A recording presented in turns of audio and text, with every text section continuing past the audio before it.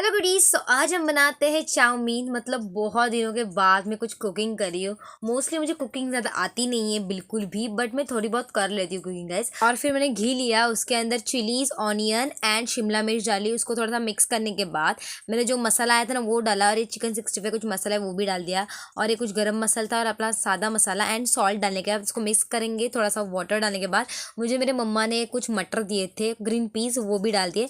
फिर हमारा चाउमीन डाल दिया, मैगी मसाला डालना मत भूलो गाइस।